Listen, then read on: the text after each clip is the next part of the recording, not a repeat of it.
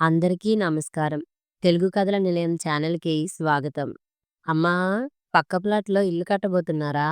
తల్లిని అడిగాడు విష్ణు. అవునురా, నిన్న ప్లాట్ క్లీన్ చేయిస్తుంటే అడిగాను.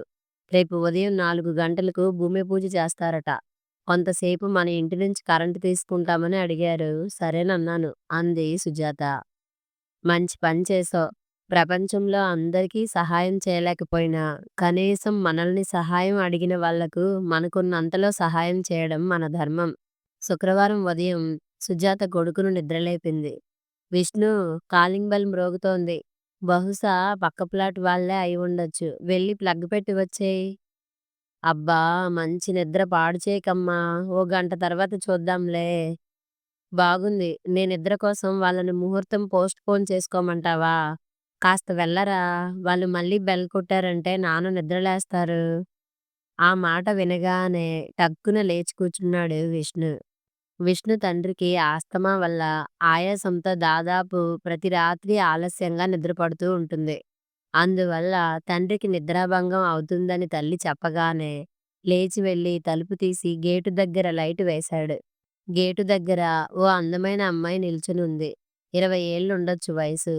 తెల్ల చీర, అదే రంగు బ్లౌజు ధరించి తలనిండా మల్లెపూలు పెట్టుకుని ఉంది. విష్ణు దగ్గరికి రాగానే, గుడ్ మార్నింగ్ అండి. నిన్న మీ అమ్మగారిని కరెంటు కనెక్షన్ కొంతసేపు కావాలని అడిగాము. ఆవిడ సరేనన్నారు అంది. అమ్మ చెప్పింది, రండి లోపలికి. వద్దండి, గేట్ లాక్ తీయకండి. మీరు ప్లగ్ పెట్టి స్విచ్ వేస్తే చాలు అంది. శుక్రవారం ఉదయాన్నే మహాలక్ష్మిలా ఇంటికి వచ్చిన ఆ అమ్మాయిని బయట నుంచే పంపేయడం అతనికి ఇష్టం లేకపోయింది. పర్వాలేదు, లాక్ తీసి లోపలికి ఆహ్వానించాడు. ఆమె సోఫాలో కూర్చున్నాక తను వెళ్ళి ప్లగ్ పెట్టి స్విచ్ ఆన్ చేసి బయటికి వెళ్ళి చూసొచ్చి ఆమెతో లైట్లు వెలుగుతున్నాయి అన్నాడు. ఆమె థ్యాంక్స్ చెప్పి వెళ్ళిపోయింది. విష్ణుకు పడుకున్నా నిద్ర పట్టలేదు. బయటకు వచ్చి పక్క ప్లాట్ వైపు చూశాడు. ఆ అమ్మాయి తల్లిదండ్రులు కాబోలు పీటలపై కూర్చుని ఉన్నారు. ఆ అమ్మాయి పురోహితుడికి కావాల్సినవి అందిస్తూ, మేస్త్రికి సూచనలు ఇస్తూ, తల్లిదండ్రులతో మాట్లాడుతూ చాలా బిజీగా ఉంది. ఆ అమ్మాయి అందానికి అసలు కారణం ఆ చురుకుదనమే అనిపించింది అతనికి. వాళ్ళ మాటల వల్ల ఆమె పేరు స్నేహ అని తెలిసింది. కొద్ది రోజులలోనే విష్ణు, స్నేహ మంచి స్నేహితులైపోయారు. విష్ణు ఆమెకి ఎన్నో విధాలుగా సహాయం చేశాడు. ఇల్లు పూర్తయ్యే వరకు అన్ని పనులు స్నేహ ఒక్కతే చూసుకుంది విష్ణు సహాయంతో. గృహప్రవేశం రోజు విష్ణు తల్లిదండ్రులకు, దంపతులకు ఇచ్చే తాంబూలంలో మంచి బట్టలు పెట్టి ఇచ్చింది. ఎందుకమ్మా ఇవన్నీ? పైగా మీ బంధువుల్లో పెద్ద దంపతులకి ఇవ్వాలివి. మళ్ళీ వాళ్ళు చిన్నబుచ్చుకోకూడదు కదా అన్నాడు విష్ణు తండ్రి రమణమూర్తి. మాకెంతో సహాయం చేశారు మీరు, మీ అబ్బాయి. మీకంటే బంధువులు మాకు ఇంకెవరున్నారు? బంధుత్వాల కంటే అనుబంధాలకే ప్రాముఖ్యత ఇస్తాను నేను అంది మెల్లగా.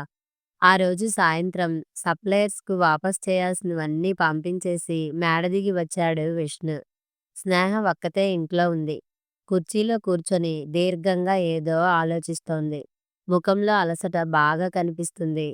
అలసటలో ఇంకా అందంగా కనిపించింది ఆమె అతని కళ్ళకు. స్నేహా, అన్నాడు ఆమెని సమీపించి.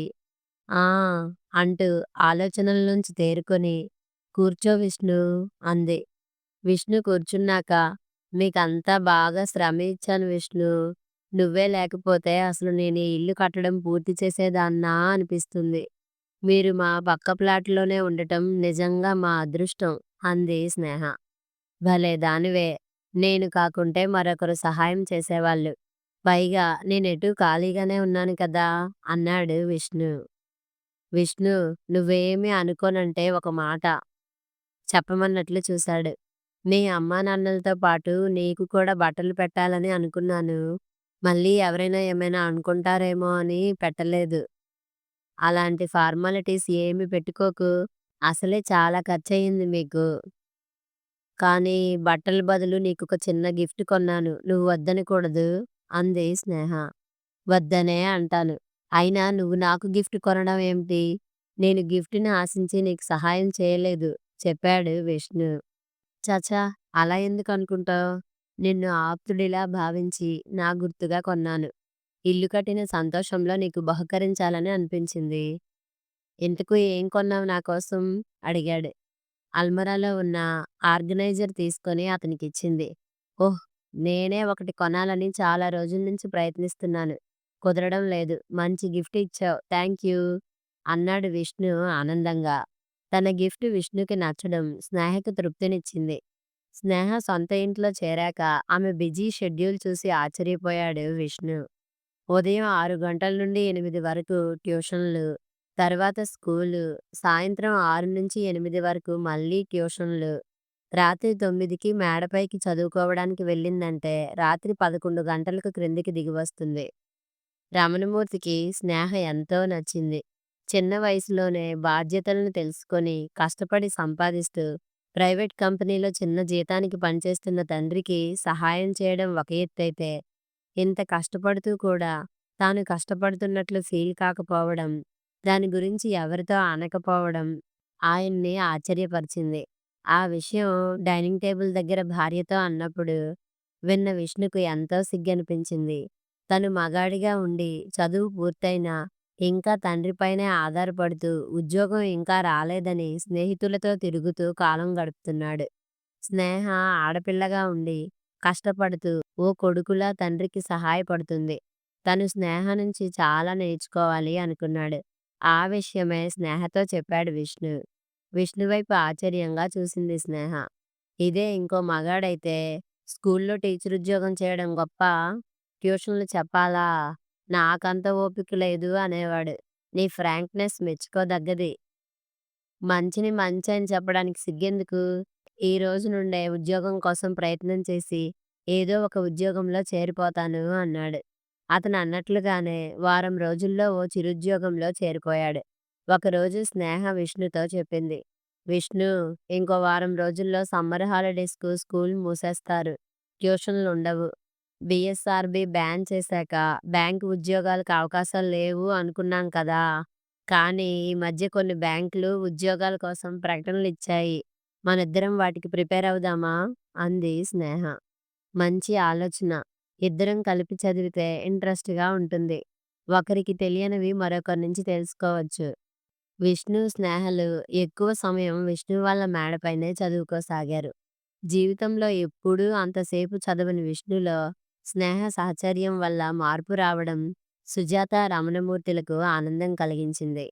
ఎటువంటి వాణ్ణి ఎలా మార్చేసిందండి ఆ అమ్మాయి భర్తతో అంది సుజాత. ఆపోజిట్ సెక్స్‌లో ఉన్న ఆకర్షణ ఎటువంటి వాళ్ళనైనా మార్చేస్తుంది. పోనీలెండి, కారణం ఏదైనా దానివల్ల మంచి జరుగుతున్నప్పుడు మనం ఎందుకు బాధపడాలి? ఇప్పుడు మంచిగానే అనిపిస్తుంది. రేపు వాడు ఆ అమ్మాయినే పెళ్లి చేసుకుంటానంటే బాధపడవా? ఎందుకు బాధపడతాను? అటువంటి కోడలు రావాలే గాని నెత్తి మీద పెట్టుకొని చూసుకుంటాను తేల్చి చెప్పేసింది సుజాత. ఏమిటో ఆ అమ్మాయిలో అంత గొప్పతనం? నవ్వుతూ అడిగాడు రమణమూర్తి. గొప్పతనం ఉందో లేదో నాకు తెలియదు గాని మంచితనం ఉంది. అదే నాకు నచ్చింది. నిజమే. అయితే అంత అదృష్టం మనకుండాలిగా? అంటే మీకు ఇష్టమేనన్నమాట? ఆశ్చర్యంగా చూస్తూ అంది సుజాత. మీరిద్దరూ అవునంటే కాదని నేనెలా అంటాను? అయినా అన్నీ మనమిద్దరమే ఊహించుకుంటున్నాము. నీ సుపుత్రుడి ఆలోచనలెలా ఉన్నాయో సందేహం వ్యక్తం చేశాడాయన. ప్రస్తుతానికి వాడికి అటువంటి ఆలోచన లేకపోతేనే మంచిది. అప్పుడే పరీక్ష బాగా రాస్తాడు. వాడికి ఉద్యోగం వచ్చాక అప్పుడు స్నేహ గురించి ఆలోచిద్దాం అంది సుజాత. స్నేహ బ్యాంక్ పరీక్ష పాసయింది. విష్ణు పాస్ కాలేదు. ఇంటర్వ్యూలో కూడా నెగ్గి బ్యాంకు ఉద్యోగం సంపాదించింది స్నేహ. విష్ణు స్వీట్ ప్యాకెట్ ఇచ్చి అభినందించాడు. నిన్ను చూస్తే స్వాతిముత్యంలో కమల్ హాసన్‌లా కనిపిస్తున్నావు అంది స్నేహ. అంటే నేను వెర్రిబాగులు వాడిలా కనిపిస్తున్నానా? లేకపోతే నీకు ఉద్యోగం రానందుకు నేను బాధపడుతుంటే నాకు ఉద్యోగం వచ్చిందని స్వీట్లు తెచ్చిస్తావా? విష్ణు, నీకు జాబ్ రానందుకు బాధగా లేదు? ప్రశ్నించింది స్నేహ. నీకొచ్చిందిగా అందువల్ల లేదు. జెల్సీగా లేదు? జెల్సీ అంటే? అర్థం కానట్లు చూస్తూ అన్నాడు. అతని జోకు అర్థమై నవ్వేసింది. స్నేహకు ఉద్యోగం రాగానే ఎన్నో సంబంధాలు వెతుక్కుంటూ రాసాగాయి. అందులో ఒక సంబంధం తన తల్లిదండ్రులకి నచ్చిందని పెళ్లి చూపులకి మంచి రోజు నిర్ణయించారని స్నేహ సుజాతతో చెప్పింది. ఆ విషయం తల్లి చెప్పగానే ఒక క్షణం షాకయ్యాడు విష్ణు. అంతలోనే తేరుకొని, వెరీ గుడ్. త్వరలో వాళ్ళింట్లో ఇంకో శుభకార్యం జరుగుతుందన్నమాట అన్నాడు. ఒరేయ్! స్నేహకు పెళ్ళంటే నీకు బాధగా లేదా? ఆమెపై ఎంతో మమకారాన్ని పెంచుకున్నావు. చెప్పు, స్నేహ తల్లితో నన్ను మాట్లాడమంటావా? వద్దమ్మా! నేను స్నేహను ప్రేమించలేదు. ఓ స్నేహితురాలిగా ఇష్టపడ్డాను అంతే. ఒరేయ్! నీవు ఎవరినైనా మోసం చేయగలవేమో గాని కన్న తల్లిని మోసం చేయలేవు. నువ్వు నిద్రలో స్నేహ పేరును కలవరించడం, నేను స్నేహ గురించి చెప్పినప్పుడల్లా నీ కళ్ళల్లో ఆనందం. ఇప్పుడు స్నేహకు పెళ్లి చూపులు అనగానే నీ కళ్ళల్లో ఆందోళన నేను గమనించలేదని అనుకుంటున్నావా? ఇలాంటి విషయాలలో ఆలస్యం చేయకూడదు. నేను స్నేహ పెద్దవాళ్ళతో మాట్లాడతాను. అమ్మా! నువ్వు చెప్పినవన్నీ నిజమే. కానీ స్నేహ మంచి ఉద్యోగంలో ఉంది. వచ్చే పెళ్ళికొడుకు మంచి ఉద్యోగంలో ఉన్నాడని చెప్పావు. వాళ్ళ ముందు నేనెంత, నా ఉద్యోగమెంత? పైగా స్నేహ నన్ను ప్రేమించి ఉంటే ఈ సంబంధానికి ఒప్పుకొని ఉండేది కాదుగా. ఇక ఈ విషయం ఇంతటితో మర్చిపో అంటూ, అంటూ తన గదిలోకి వెళ్ళిపోయాడు విష్ణు. విష్ణు వద్దని చెప్పినా ఉండలేక స్నేహతో మాట్లాడింది సుజాత. విష్ణు అంటే ఓ స్నేహితుడిగా నాకెంతో ఇష్టం, గౌరవం. పైగా ముక్కు, మొఖం తెలియని వ్యక్తిని చేసుకోవడం కంటే, బాగా తెలిసిన, అది మంచి మనసున్న విష్ణులాంటి వ్యక్తిని పెళ్లి చేసుకోవడం నాకు ఇష్టమే. కానీ విష్ణుకి ఉద్యోగం లేని కారణంగా మీ సంబంధం చేసుకోవడం మా అమ్మానాన్నలకి ఇష్టం లేదు. వాళ్ళను కష్టపెట్టే ఏ నిర్ణయం నేను తీసుకోను. ఎందుకంటే ఈ వయసులో వాళ్ళు ఎటువంటి బాధను తట్టుకోలేరు. మీరు మా అమ్మానాన్నల్ని ఒప్పిస్తే నాకు అభ్యంతరం లేదు. మనసులోని మాట చెప్పేసింది స్నేహ. కొడుకు నిరుద్యోగం సుజాతను స్నేహ తల్లిదండ్రులతో మాట్లాడనివ్వకుండా చేసింది. ఇంతలో పెళ్లి చూపులకి వచ్చే అబ్బాయి తాతగారు పోవడంతో పెళ్లిచూపుల కార్యక్రమం తాత్కాలికంగా వాయిదా పడిందని సుజాతతో స్నేహ చెప్పింది. హమ్మయ్య అనుకుంది సుజాత. ఒకరోజు విష్ణు స్నేహతో, స్నేహ మళ్ళీ బ్యాంకు ఉద్యోగాల కోసం 2 ప్రకటనలొచ్చాయి. ఈసారి నేను ఇంకా బాగా ప్రయత్నించాలని అనుకుంటున్నాను. నువ్వు నాకు హెల్ప్ చేయాలి అన్నాడు. నేనా? నాకంత టైం ఎక్కడిది? బ్యాంకుకి పోయి రావడంతోనే నా టైమంతా అయిపోతుంటుంది. అదేంటి అలా అంటావు? నువ్వు స్కూల్లో పనిచేసే రోజుల్లో ఇంతకంటే ఎక్కువగా కష్టపడేదానివిగా. పైగా సాయంత్రాలు నువ్వు ఖాళీగానే ఉంటావు కదా! నొచ్చుకుంటూ అన్నాడు విష్ణు. నిజమే. కానీ ఆ కంప్యూటర్ ముందు కూర్చొని సాయంత్రం అయ్యేసరికి తలనొప్పి అనిపిస్తుంది. చూద్దాంలే. ఆదివారాలు మాత్రం నేను హెల్ప్ చేయగలను. అయినా బ్యాంక్‌లో ఉద్యోగం తెచ్చుకోవడం నువ్వు అనుకున్నంత సులభం కాదు. నా మాట విని నువ్వు సేల్స్ లైన్‌లో వెళ్తే బాగుంటుంది. ఊర్లు తిరుగుతూ ఉండొచ్చు. బాగా సంపాదించనూ వచ్చు. స్నేహ మాటలకు దెబ్బతిన్నట్లు చూశాడు విష్ణు. నిజమే. బ్యాంక్ పరీక్షల్లో నెగ్గాలంటే నీలా తెలివితేటలు, చురుకుదనం ఉండాలి. అవి లేకుండా ఆశించడం దురాశే అవుతుంది అంటూ అక్కడి నుంచి వెళ్ళిపోయాడు. స్నేహలో కొత్తగా వచ్చిన ఈ మార్పు అతనిలో పట్టుదలను పెంచింది. ఉద్యోగం తెచ్చుకోవడమే ధ్యేయంగా పగలు రాత్రి చదవసాగాడు. పరీక్షకు వెళ్లే రోజు తల్లిదండ్రులిద్దరికీ నమస్కారం చేశాడు విష్ణు.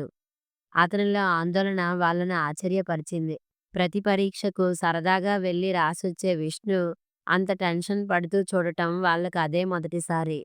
నువ్వు ఈసారి తప్పకుండా పాసవుతావురా. కష్టపడి చదివావు. నీ కష్టాన్ని ఆ భగవంతుడు తప్పక గుర్తిస్తాడు రమణమూర్తి అన్నాడు. విష్ణు పరీక్ష పాసవ్వడంతో పాటు ఉద్యోగం కూడా తెచ్చుకున్నాడు.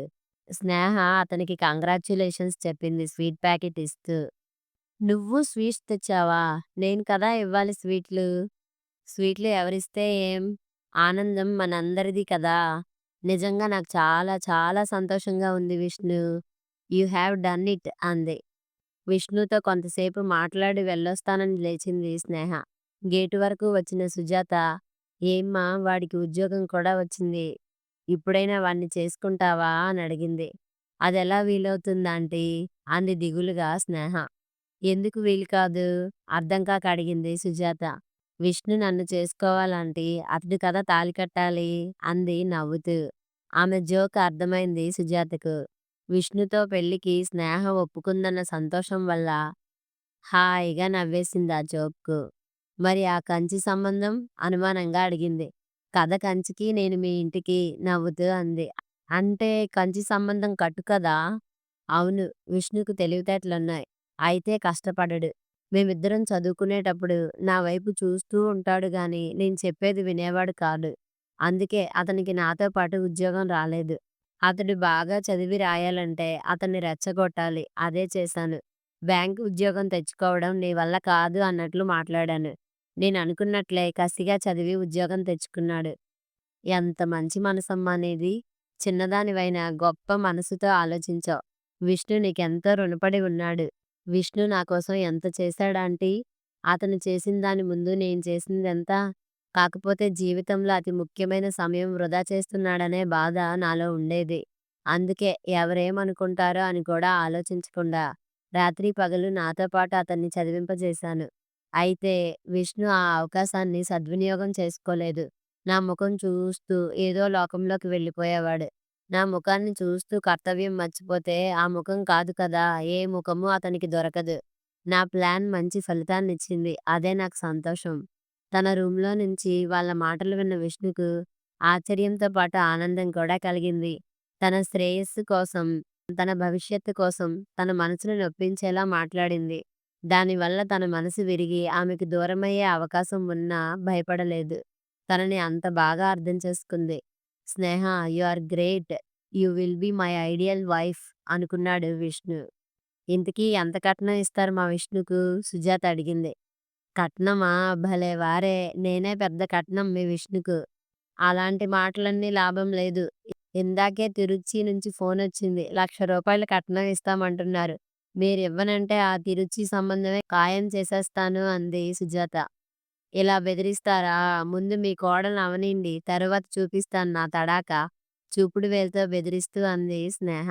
ఆమెని ఆ ఫోజులో చూసిన సుజాతకు నవ్వొచ్చింది.